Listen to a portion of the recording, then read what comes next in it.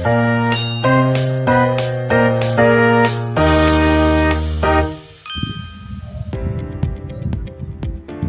teman-teman semuanya, kali ini kita bakal bahas topik yang sangat sering banget muncul di dunia administrasi, sekolah, sampai dunia kerja, yaitu jenis-jenis surat. Mungkin semua selama ini kita mikir surat itu cuma satu macam saja, padahal sebenarnya ada banyak banget jenis surat dengan fungsi dan tujuan yang berbeda-beda. Surat bukan cuma kertas bertuliskan pesan, tetapi juga punya aturan, bentuk, dan makna tersendiri. Tergantung siapa pengirim dan penerimanya. Nah, biar nggak bingung lagi, yuk kita bahas satu persatu 16 jenis surat lengkap dengan penjelasannya. Yang pertama, surat berdasarkan sifatnya. Ada surat pribadi. Surat pribadi adalah surat yang dibuat untuk keperluan pribadi antara seseorang dengan orang lain, bahasanya bebas dan lebih santai, nggak terikat oleh format tertentu. Biasanya digunakan untuk mengirim kabar, menyampaikan ucapan terima kasih, meminta maaf, atau sekedar ngobrol lewat tulisan. Contohnya, surat untuk sahabat, surat buat orang tua, atau bahkan surat cinta. Surat pribadi biasanya ditulis dengan tangan dan ditunjukkan secara langsung, karena contohnya memang lebih ke hubungan personal, bukan urusan resmi. Nah, contoh kedua, surat resmi.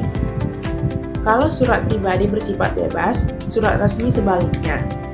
Surat resmi digunakan oleh instansi, organisasi, lembaga, atau pemerintah untuk menyampaikan informasi secara formal. Bahasanya harus sopan, baku, dan mengikuti format yang jelas, mulai dari kop surat, nomor surat, tanggal, perihal, sampai tanda tangan pejabat yang berwenang. Contohnya, surat pemberitahuan dari sekolah, surat edaran dari kantor, atau surat permintaan kerja sama antar instansi. Surat resmi ini penting banget karena jadi bukti tertulis dari komunikasi resmi antara pihak. Ya, surat niaga. Surat niaga adalah surat yang digunakan dalam kegiatan perdagangan dan bisnis. Biasanya dipakai untuk urusan jual beli barang, penawaran kerjasama, pesanan, konfirmasi pembayaran, dan sebagainya. Bahasanya tetap formal, tapi langsung pada inti, karena menyangkut urusan ekonomi dan kepercayaan perusahaan. Misalnya, perusahaan A menerima surat penawaran produk ke perusahaan B. Nah, itu disebut surat niaga. Yang kedua, surat berdasarkan isi dan tujuannya. Surat berdasarkan isi dan tujuan ini ada surat pemberitahuan. Surat pemberitahuan berisi informasi atau kabar yang perlu disampaikan dari satu pihak ke pihak lainnya. Tujuannya agar penerima tahu dan bisa menindaklanjuti isi surat tersebut. Biasanya digunakan oleh sekolah, kantor, atau organisasi. Contohnya, surat pemberitahuan kegiatan, surat pemberitahuan rapat, atau perubahan jadwal kerja. Surat ini bisa dikirim ke individu maupun kelompok, tergantung kebutuhan. Nah, selanjutnya ada surat permohonan. Surat permohonan digunakan untuk meminta sesuatu secara resmi. Misalnya, seseorang ingin meminta izin, bantuan, beasiswa, ataupun kerjasama. Surat ini harus ditulis dengan bahasa sopan, jelas, dan menyertakan alasan yang logis. Contohnya, surat permohonan izin penelitian, surat permohonan bantuan dana, atau surat permohonan cuti. Biasanya, surat ini juga dilengkapi tanda tangan penangguhjawaban. Selanjutnya, surat undangan. Surat undangan digunakan untuk mengajak seseorang datang ke suatu acara tertentu. Bahasanya disesuaikan dengan jenis acara. Kalau acaranya resmi, pakai bahasa formal. Kalau acara pribadi, boleh lebih santai juga. Contohnya, surat undangan rapat, surat undangan pernikahan, atau surat undangan seminar. Dalam surat undangan, biasanya tercantumkan waktu, tempat, dan tujuan acara agar penerima tahu detailnya. Yang selanjutnya ada surat keputusan. Surat keputusan adalah surat resmi yang berisi hasil keputusan atau ketetapan dari pihak yang berwenang, seperti pemimpin lembaga, kepala sekolah, atau direktur.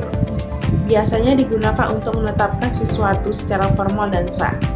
Contohnya, surat keputusan pengangkatan panitia, keputusan kelulusan, atau keputusan jabatan tertentu.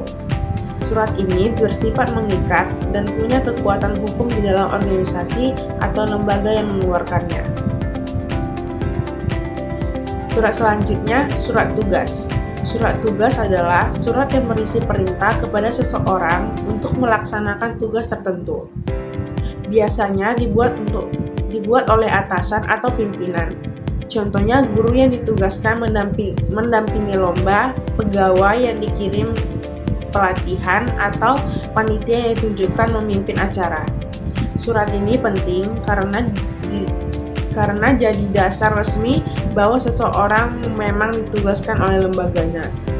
Selanjutnya ada surat kuasa. Surat kuasa adalah surat yang berisi perlimpahan wewenang dari seseorang kepada orang yang lain untuk melakukan sesuatu atas namanya. Isinya harus jelas siapa pemberi kuasa, siapa penerima, dan apa saja wewenang yang diberikan. Contohnya surat kuasa pengambilan uang, surat kuasa pengambilan dokumen, atau surat kuasa untuk mewakili di pengadilan. Biasanya surat kuasa ini ditandatangani oleh kedua pihak dan disertai materai agasa secara umum. Selanjutnya ada surat lamaran.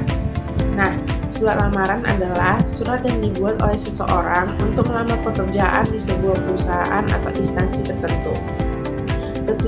Tujuannya untuk memperkenalkan diri dan menunjukkan minat terhadap posisi yang dilamarkan.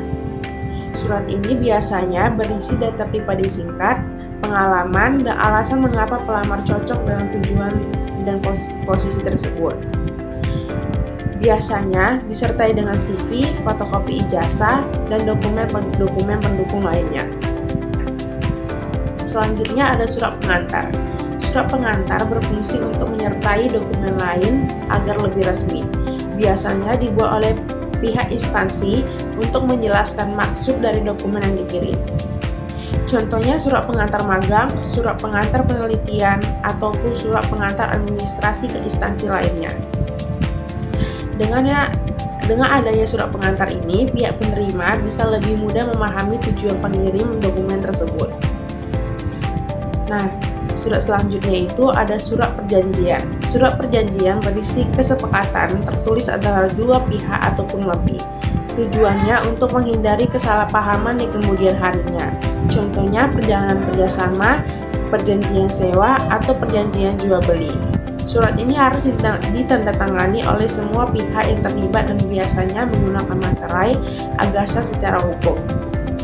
Selanjutnya ada surat berdasarkan asalnya, yaitu ada surat masuk. Surat masuk adalah surat yang diterima oleh sebuah instansi atau lembaga dari pihak lain. Seperti surat masuk harus dicatat di buku agenda agar mudah ditemukan kembali. Fungsinya adalah sebagai bukti penerimaan dan arsip komunikasi yang masuk ke lembaga. Misalnya surat dinas dari pendidikan yang diterima oleh sekolah. Selanjutnya surat keluar. Kebalikan dari surat masuk, surat keluar adalah surat yang dikirim dan dari lembaga ke pihak lain. Seperti surat keluar juga dicatat di buku agenda keluar agar bisa dipantau kapan dikirim dan kepada siapa dikasih. Contohnya, surat permohonan izin dari sekolah ke dinas atau surat pemberitahuan kegiatan kepada wali murid. Yang terakhir, ada surat berdasarkan bentuknya. Dari surat berdasarkan bentuknya, yang pertama ada surat terbuka. Surat terbuka ini surat yang ditunjukkan kepada seseorang tapi bisa dibaca oleh masyarakat umum. Biasanya berisi kritik, pendapat, atau tanggapan terhadap suatu isu publik. Contohnya surat terbuka kepada pejabat, lembaga, atau bahkan tokoh terkenal. Surat ini sering dipublikasikan di media massa atau internet agar pesannya diketahui banyak orang. Yang terakhir adalah surat tertutup. Surat ini bersifat pribadi atau rahasia dan dikirim dalam amplop dan disegel. Hanya penerima yang berhak membuka dan membaca isinya. Contohnya surat keputusan rahasia, surat pribadi penting, atau surat panggilan internal yang tidak boleh diketahui oleh umum. Nah, itu dia teman-teman, 16 jenis surat lengkap dengan penjelasan dan contoh-contohnya.